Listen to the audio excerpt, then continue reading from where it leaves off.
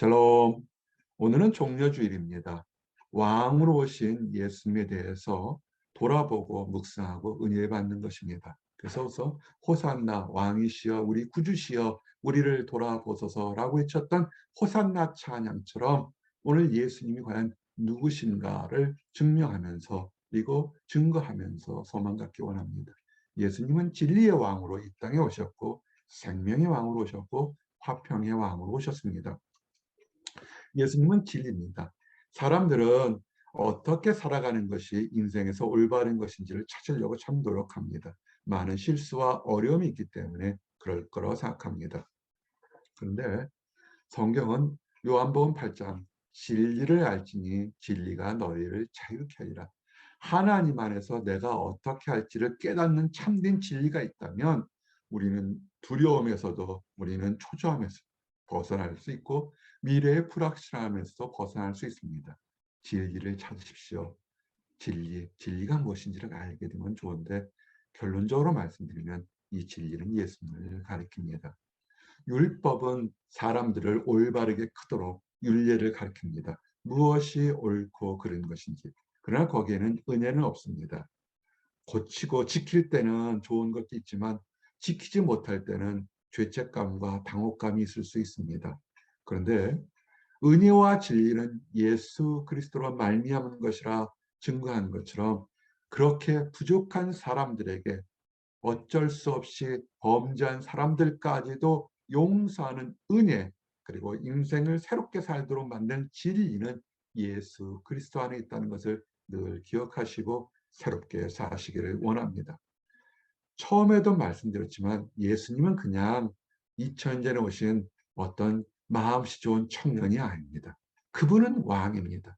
그가 빌라도 앞에서 신문받을 때 다른 거는 침묵했지만 자기 자신의 정체성은 감추지 않았습니다. 내가 왕이냐? 맞다. 내가 왕이다. 내 말처럼 왕이다.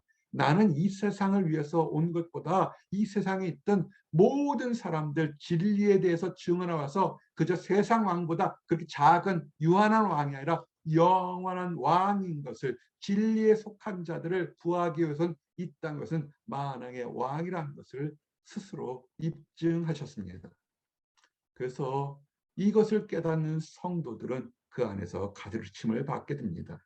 진리가 예수 안에 있는 것 같이 너희가 참으로 그에게서 듣고 또한 그에서 가르침을 받았을진데, 복음을 전하고 듣는 것, 나와 여러분이 하나님을 믿는 것 쉬울 것 같지만 엄청난 축복이요 엄청난 비밀의 진리가 있기 때문에 우리가 깨닫게 되는 것입니다. 쉽지만 어렵고 어렵지만 쉬운 것이 진리인 것입니다. 예수 그리스도가 만왕의 왕이라는 것을 깨닫는 것이 중요한 것입니다. 예수 그리스도가 만왕의 왕이라는 걸 깨달으면 생명의 왕이라는 것도 아셔야 됩니다. 예수님은 진리에 대해서 말씀하셨는데 한 단계 더 나갑니다. 내가 곧 길이요 진리요 생명이니 나로 말미암지 않고는 아버지께로 올 자가 없느니라. 요한복음 14장 말씀처럼 사람들은 학문을 통해서 경험을 통해서 많은 탐험을 통해서 진리를 찾지만 예수님은 그 진리 넘어서 참된 생명이고 그 생명은 유한한 생명이 아니라 하늘에 계신 하나님께로 인도되어지는 영원한 생명이라고 증명한 것입니다. 그러면서 어떻게 하면 영생을, 어떻게 하면 생명을 얻을까 할 때 요한복음 6장 말씀처럼 나는 생명의 떡이니 내게 오는 자는 결코 줄이지 아니할 터요 나를 믿는 자는 영원히 목마르지 아니하리라. 아멘. 사람에게 가장 기본권이 뭡니까? 먹고 마시는 거죠. 그죠? 먹지 못하면 배고프고 마시지 못하면 목마릅니다. 예수님은 자기가 영생수요 생명수요 인생의 영생의 생명의 떡이라고 말씀하셨습니다. 사람을 지탱하는 것은 뭐냐면 예수님의 말씀을 듣고 먹고 마실 때 그때 살아갈 수 있는 생명의 양식됨을 증거하고 계십니다. 그리고 또한 어둠 속에서도 두려워하지 않고 갈 수 있는 생명의 빛인 것입니다. 예수께서 또 말씀하여 이르시되 나는 생명의 빛이니. 우리가 두렵고 초조한 것은 세상이 악해서가 아니라 세상이 악하다 할지라도 빛이 있으면 우리는 두렵지 않습니다. 거친 파도에 바다 올렸을 때 예수께서 베드로 보고 오라 할 때 베드로가 예수님만 바라볼 때는 바다 위를 걸었던 것을 기억하십시오. 세상에 어떻게 살까, 무엇을 먹고 마시고 입을까, 내일 일이 어떻게 될까 두려워할지라도 칠흑 같은 깜깜함 속에서라도 예수님의 밝은 빛을 쫓아가게 되면 우리는 넘어지지 않게 됩니다. 내가 사망의 음침한 골짜기를 다닐지라도 해를 두려워하지 않는 것은 주께서 나와 함께 하심이라. 우리는 생명의 빛이 우리 앞에 있으니 이 빛을 보고 나가시기를 원합니다. 이 생명의 빛은 우리가 이 땅 살아가는 곳에서만 유한한 것이 아니라 우리는 이 땅에 길어야 120년 이후의 삶을 마치고 난다면 영원히 천국에서 하나님 아버지와 우리 예수님과 함께 살 수 있는 것입니다. 예수께서 이르시되 나는 부활이요 생명이니 나를 믿는 자는 죽어도 살겠고 예수를 믿는 사람들은 예수 믿고 죽어도 때가 되면 우리 주님께서 부르시면 다시 살아나 천국에 가는 그 기쁜 것을 맛보게 되는 것입니다. 우리의 생명은 오직 예수 그리스도를 통해서 얻는 것입니다. 속지 마십시오. 세상의 사이비와 악한 것들은 다른 교단이나 어떤 특정한 수단이나 방법을 통해서만 생명을 얻을 수 있다는데 그렇지 않습니다. 오직 한 번 예수 그리스도를 통하여 생명 안에서 왕노릇하리라. 우리가 얻은 그 영생은 선물이고 우리의 능력으로 얻을 수 없는 것을 오직 예수님께서 선물로 우리에게 주셨기 때문에 우리는 이 세상 속에서도 기뻐하며 소망을 가질 수 있는 것입니다. 그러면서 우리에게 사명을 주셨고 우리 주님이 하신 것처럼 화평하라는 것입니다. 세상 속에서 우리는 빛과 소금의 역할을 하면서 화평해야 됩니다. 시편 37편 말씀처럼 모든 화평한 자의 미래는 평안이로다. 예수님께서 모함과 조롱과 심지어 십자가에 달려 죽을 때까지도 그 모든 사람을 용서하며 하나님 아버지 앞에 모든 것을 맡기는 평안을 맛봤던 것을 기억하시기 바랍니다. 우리가 주님 안에서 세상의 위협과 두려움에 넘어가지 않고 싸움에 처있지 않고 하나님을 바라보고 평안을 누리는 화평의 사람이 되어야 됩니다. 그래서 우리는 복음을 전해야 됩니다. 우리가 전할 때는 한계가 있지만 그 비밀인 진리가 사람들에게 전달되게 되면 놀랍게 사람들이 변하게 됩니다. 만유의 주 되신 예수 그리스도로 말미암아 화평의 복음을 전해서 우리가 가족에게 복음을 전할 때, 친구에게 복음을 전할 때, 직장 동료에게 복음을 전할 때 우리의 열심은 필요합니다. 그러나 우리의 노력이나 우리의 지혜로 되는 것이 아니라 하나님의 말씀으로 사람이 세상이 변화될 것을 믿으시기 바랍니다. 그리고 오늘 이 호산나 외쳤던 것은 구약의 예언이 이루어진 것입니다.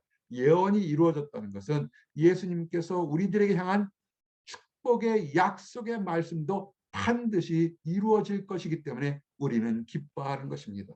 예수님께서 보통 때는 조용히 때로는 사람들 보지 않는 곳에서 말씀을 증거했습니다. 그러나 마지막 때에는 그의 진정한 정체성을 드러나게 됩니다. 왜냐하면 그분은 왕이셨거든요. 그래서 예루살렘에 입성할 때 사람들이 그를 보고 앞에서 뒤에서 어린아이들도 띵뛰며 종려가지를 들고 춤춥니다. 호산나 다윗의 자녀여 찬송하리이다. 다윗의 자손이라는 것은 큰 의미가 있습니다. 하나님이 다윗 왕가를 줄 때 이 왕가는 영원할 것이다라는 forever라고 선포하시며 축복했습니다. 예수님은 다윗 왕가의 자손입니다. 즉 하나님의 나라, 하나님께서 주신 예수님의 나라는 영원할 것이라는 것을 이 사람들은 알게 모르게 성령의 감동으로 외쳤던 것입니다. 주의 이름으로 우리 하나님의 이름으로 이 땅에 오셔서 은혜를 베푸시고 십자가에서 대신 죽으시고 부활하셨던 것, 그래서 가장 높은 곳에서 하늘에서도 땅에서도 그 어느 곳에서도 하나님께 영광을 돌리는 찬양을 부를 수 있었던 것입니다. 왕을 맞을 때 사람들은 예물을 가지고 왔습니다. 예물을 가지고 있다는 것은 우리가 예물을 드린 것의 의미는 간단한 것입니다. 비싼 것, 귀한 것, 아주 놀라운 걸 드려서 나의 자신을 드러내는 것이 아니라 예물을 받는 사람이 큽니까? 예물을 드리는 사람이 큽니까? 예물을 받는 사람이 크죠. 그렇기 때문에 사람들은 비싼 것, 귀한 것을 떠나서 내게 예물을 받을 왕이신 예수님을 경배하며 드렸기 때문에 그들은, 가진 사람들은 겉옷을 벗어버렸고, 그들은 길에 피었던 종려나무를 가지를 흔들면서 예물을 드리면서 그들의 마음으로 호산나 찬송하리다, 우리 구주 이 땅에 오시는 왕이시여 찬송을 외쳤던 것을 기억하시기 바랍니다. 그런데 이 왕으로 오신 예수님은 온유하셨습니다. 성경의 이 구절은 어린 나귀를 타고 왔다고 그랬습니다. 나귀 새끼죠. 나귀도 아니고 나귀 새끼입니다. 한 번도 등에 짐을 지어보지 못한 어린 나귀 새끼를 탔습니다. 이것은 그 당시 시대상과 또한 많은 미래의 사람들에게 우리 예수님께서 얼마나 온유하시고 겸손한지를 보여주시기 위해서 나타내신 것입니다. 로마 제국에서 전쟁에 승리한 장군들은 빛나는 말과 마차 속에서 타고 왔습니다. 그러나 우리 예수님은 만왕의 왕으로 오셨지만 겸손하게 어린 나귀 새끼를 타면서 이 땅에 오셨던 것을 보시기 바랍니다. 약속된 것처럼 시온 딸아 두려워하지 말라, 보라 너희 왕이 나귀 새끼를 타고 오신다. 전쟁의 세상의 왕들과 세상의 장군들은 자기 승리를 축하하지만 그 뒤에는 죽어버린 수많은 사람들의 억울함과 비참함과 고통함이 있어서 무섭게 오지만, 우리 왕이신 예수님께서는 모든 사람들이, 어린 아이들까지도, 예수님을 대적한 사람들에게까지도 기회와 용서를 주시기 위해서 평화의 왕으로 오신 것을 늘 기억하시기 바랍니다. 평화의 왕으로 오셨기 때문에 예수님은 화평을 이뤘습니다. 어떻게 화평을 이뤘습니까? 대신 죽으셨죠. 우리들의 죄와 우리들의 허물을 짓고 그를 미워하고 그를 회방하고 십자가에 달리려고 외쳤던 사람들까지도 용서하시고 대신 죽으셨습니다. 그것도 위대한데, 그러나 약속하신 것처럼 죽음에서 부활하셔서 예수님께서 용서와 화평을 해주겠다는 그것을 증거하셨습니다. 골로새서 1장 말씀처럼 그의 십자가의 피로 화평을 이루사 만물 곧 땅에 있는 것들이나 하늘에 있는 것들이 그로 말미암아 자기와 화목하게 되기를 기뻐하십니다. 아멘. 예수님이 용서하신 것을 믿는 모든 사람들에게 하나님은 화평을 선물하셨던 것입니다. 이제 말씀을 정리합니다. 종려주일, 이것은 그저 특정한 한 날이 아니라 왕으로 이 땅에 오신 우리 예수님을 기억하고 찬양하고 경배한 것입니다. 예수님은 진리의 왕입니다. 세상 모든 사람들이 찾고자 하는 진리가 예수 그리스도 본인이셨던 것입니다. 예수님은 진리뿐만 아니라 그 진리가 생명으로 연결되는 생명의 왕으로 왔습니다. 생명을 가져서 이 땅에서 살 때만 기쁜 것이 아니라 이 땅부터 천국 있는 하늘나라까지 영생하며 화평하도록 만드는 화평의 왕으로 이 땅에 오셨습니다. 우리 예수님을 찬양하며 우리 안에 진리와 생명과 화평이 있음을 즐거워하고 찬양하기를 원합니다. 기도하시겠습니다. 하나님 감사합니다. 찬송하리다. 오는 우리 조상 다윗의 나라여 가장 높은 곳에서 호산나 외쳤던 수많은 사람들의 기쁨을 오늘 맛보게 됩니다. 왕으로 오셨고 생명의 왕으로 오셨고 진리의 왕으로 오셨고 화평으로 왕으로 오신 우리 예수 그리스도의 그 사랑과 자비를 찬양합니다.